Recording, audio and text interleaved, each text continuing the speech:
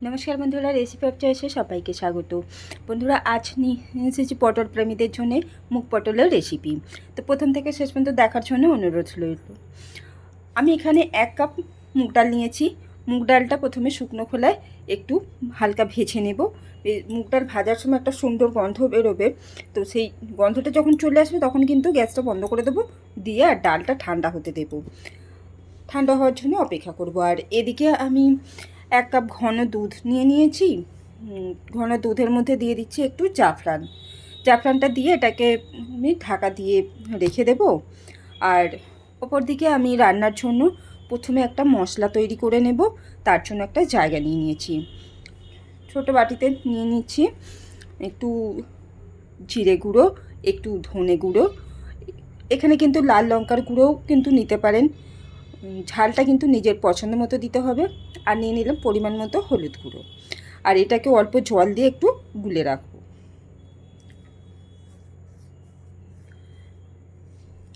ভালো করে ওটা জল দিয়ে গুলে রাখবো। আর এদিকে আমি পটলগুলো লবণ হলুদ মাখিয়ে রেখেছিলাম, এগুলোকে একটু লাল করে ভেজে নেব, তবে একেবারে যাতে নরম হয়ে না যায় সেদিকে খেয়াল রাখতে হবে।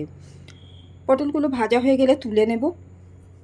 তারপরে এখানে কিন্তু আমি আর তেল দিচ্ছি না, এই তেলের মধ্যে দিয়ে দিচ্ছি ফোড়নে দিয়েছি তেজপাতা, শুকনো লঙ্কা, এলাচ, দারচিনি, লবঙ্গ, গোলমরিচ আর একটু হিং। ফোড়নটা ভাজা হয়ে গেলে এর মধ্যে দিয়ে দেব 1 টেবিল চামচ আদা বাটা। আদার সাথে কিন্তু কাঁচা লঙ্কাও বেটে দিতে পারেন। আদা ভাজা ভাজা হয়ে গেলে বা কাঁচা গন্ধটা চলে যাওয়ার পর কিন্তু এই গুলে রাখা মশলাটা দিয়ে দিতে হবে।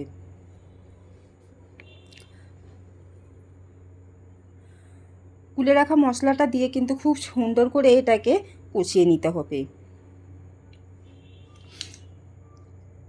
ওভেনে আঁচটা কিন্তু অবশ্যই লোতে রাখতে হবে, রেখে মশলাটা খুব সুন্দর করে কষিয়ে নিতে হবে।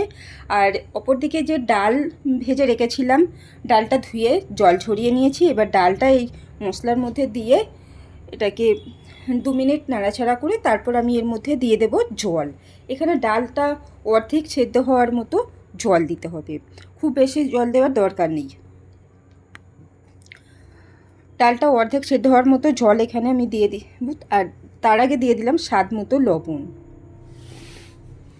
এবার জলটা দিয়ে এটাকে আমি ডালটা অর্ধেক সেদ্ধ হওয়ার জন্য অপেক্ষা করব।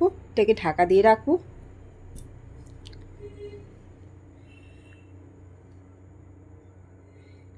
এই রেসিপিটা খেতে কিন্তু সত্যি ভীষণই সুস্বাদু। বাড়িতে একবার তৈরি করে খেয়ে দেখবেন, খেতে ভীষণই ভালো লাগবে। নিরামিষ দিনে এই রান্নাটা একবার ট্রাই করে দেখতে পারেন। ডালটা কিন্তু অর্ধেক সেদ্ধ হয়ে গেছে। এবার আমি এর মধ্যে দিয়ে দেব আগে থেকে যে জাফরান ভেজানো দুধ রেখেছিলাম, সেই দুধটা এর মধ্যে দিয়ে দেব। আর দিয়ে দেব পটল, ভাজা পটলগুলো এর মধ্যে দিয়ে দেব। বাকি ডালটা কিন্তু পুরোটাই এই দুধের সাথে সেদ্ধ হবে, এখানে কিন্তু আর জলের দরকার নেই। পটলগুলোও এর মধ্যে দিয়ে দিয়েছি, দিয়ে এটাকে ঢাকা দিয়ে রাখলাম। একেবারে লোতে রেখে এটাকে ভালো করে নরম করে নিতে হবে।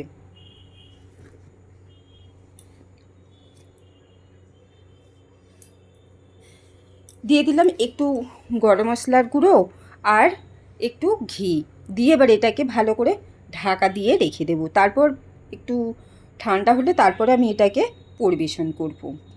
তো কেমন লাগলো আজকের আমার এই মুগ পটলের রেসিপি? বাড়িতে একবার হলেও তৈরি করে খেয়ে দেখুন, খেতে কিন্তু সত্যিই ভীষণই সুস্বাদু। তৈরি করে খেয়ে আমাকে জানান, কমেন্ট করে জানান কেমন লাগলো মুগ পটল রেসিপি। ভালো থাকুন, সুস্থ থাকুন। আবার আসবো নতুন কোনো রেসিপি নিয়ে।